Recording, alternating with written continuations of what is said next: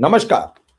आप देख रहे हैं स्पेशल कवरेज न्यूज और मैं हूं आपके साथ शिव कुमार मिश्रा। आप सबका स्वागत और अभिनंदन।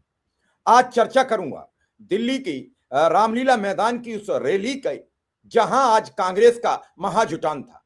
इस महाजुटान में देश के कोने कोने से आए हुए पूरे देशवासी सुनना चाहते थे कांग्रेस के नेताओं की बात। आखिर क्यों बुलाया गया, क्या कारण थे?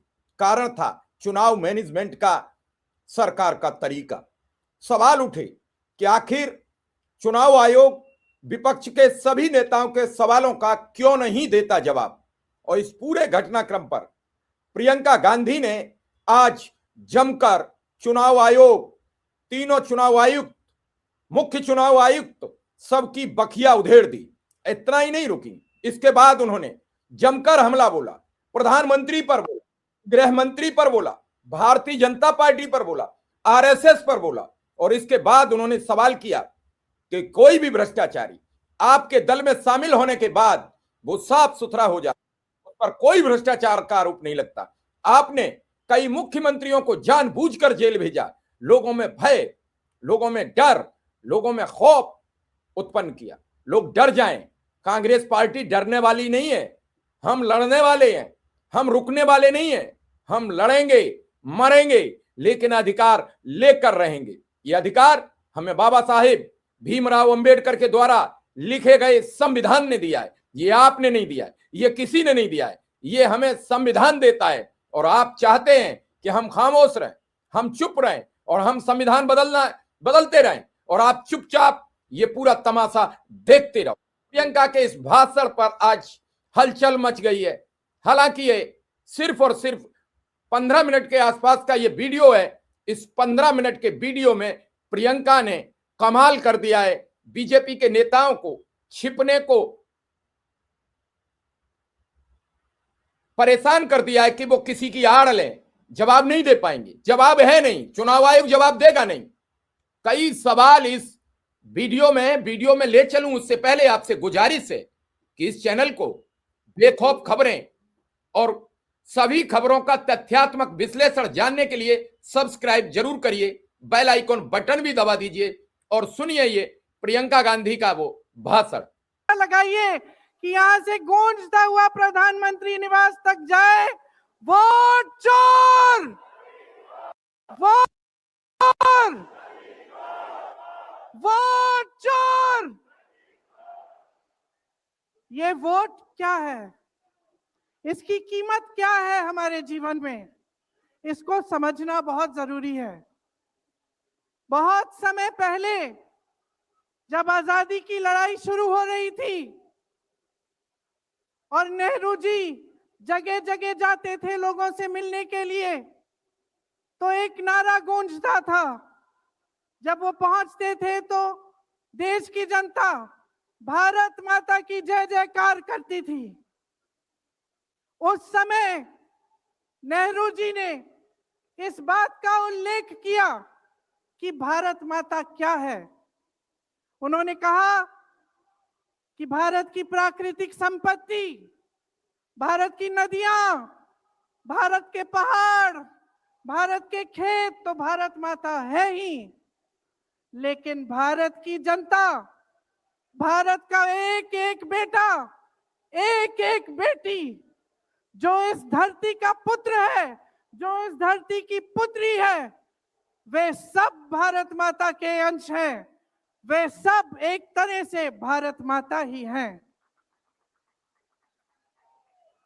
और इसी सोच, इसी भावना ने हमारे संविधान को बनाया।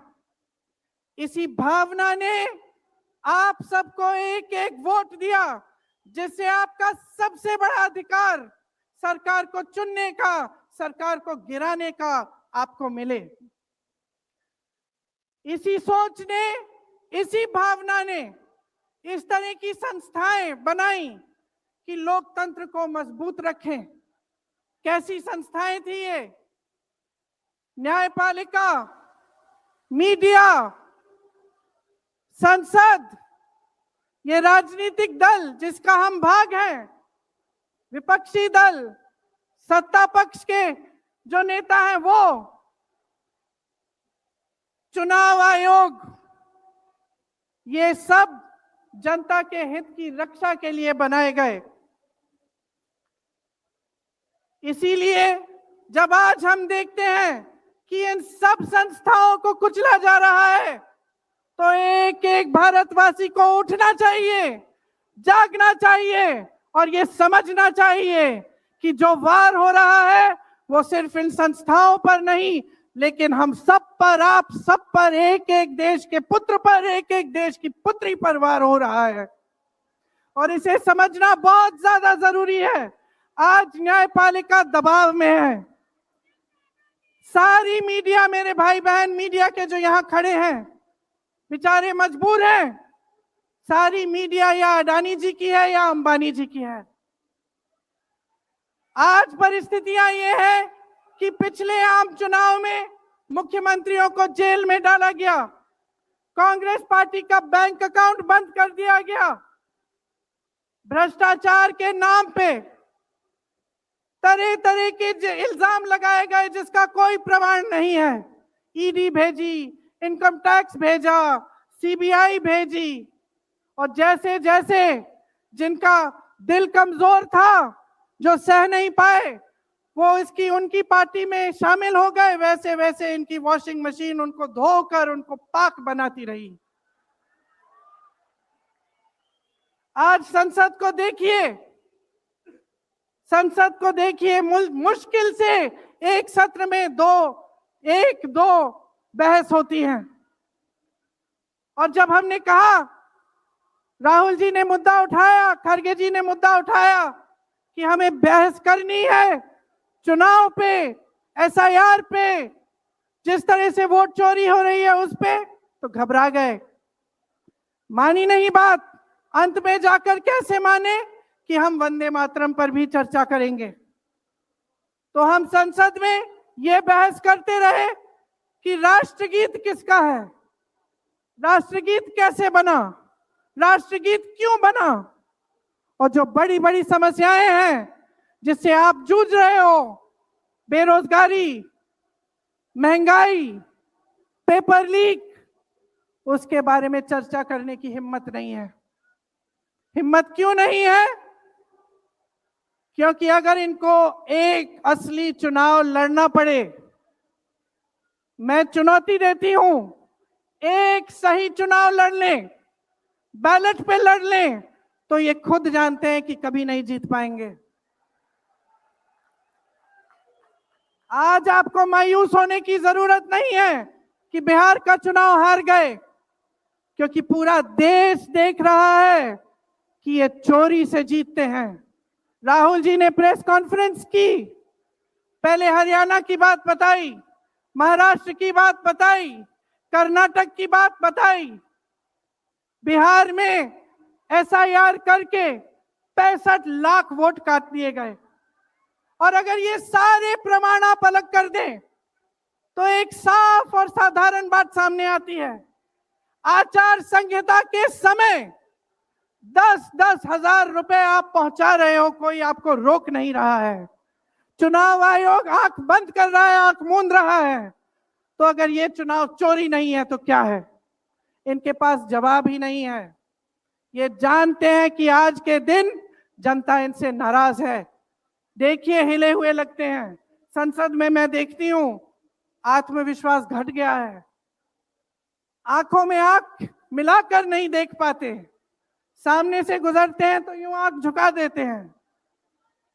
आत्मविश्वास कम हो गया है, घट गया है, अपने आप में विश्वास घट गया है, क्योंकि जनता का विश्वास भाजपा से, इनकी सरकार से, प्रधानमंत्री मोदी जी से, अमित शाह जी से सबसे हट चुका है।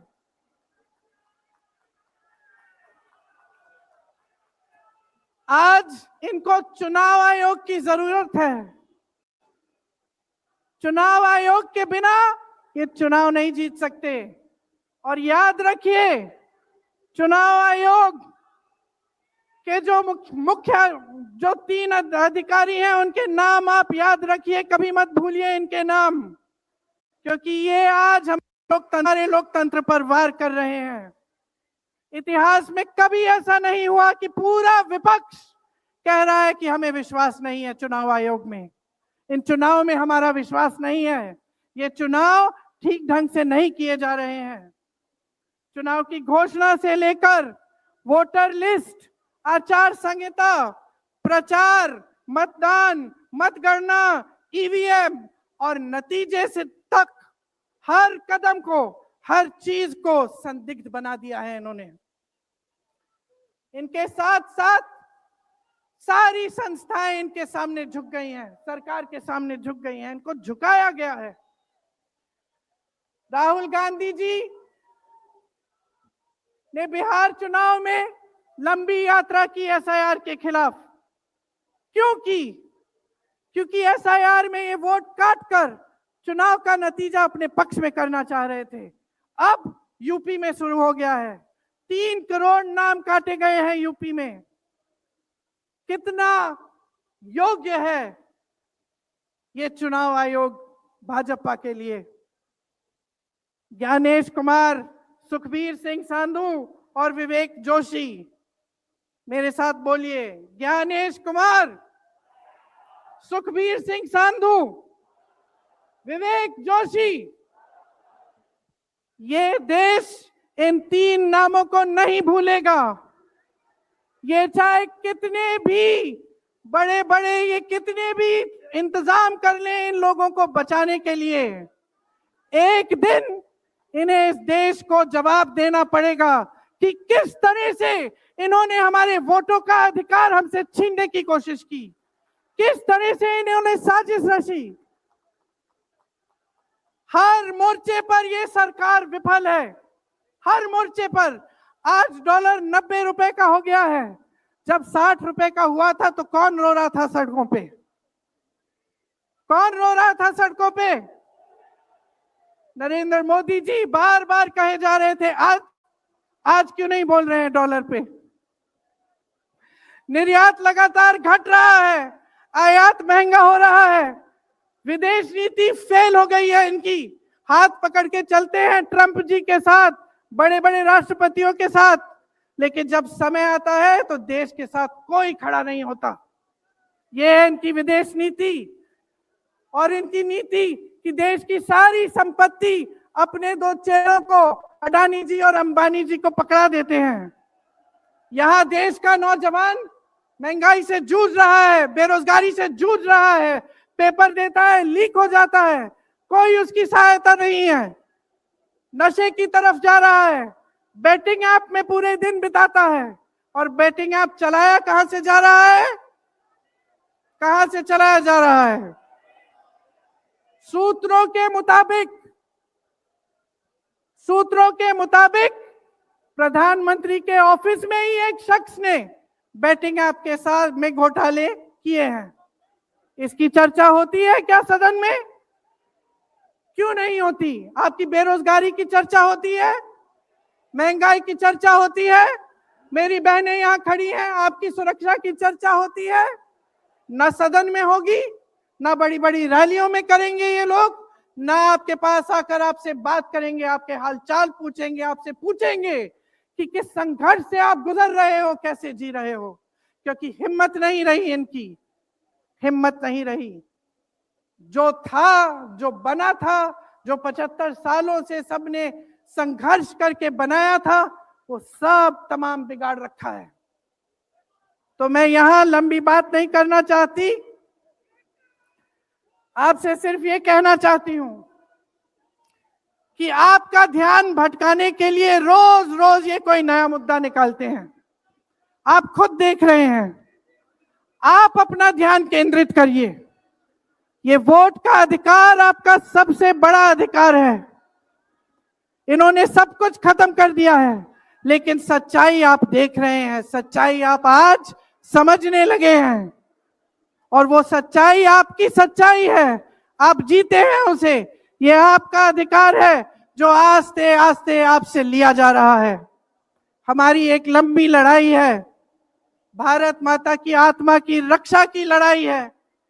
राहुल जी 8000 किलोमीटर की यात्रा करके आए हैं, देश भर में पहले पैदल चले, फिर यात्रा की इन्होंने किस लिए? न्याय के लिए, देश की एकता के लिए।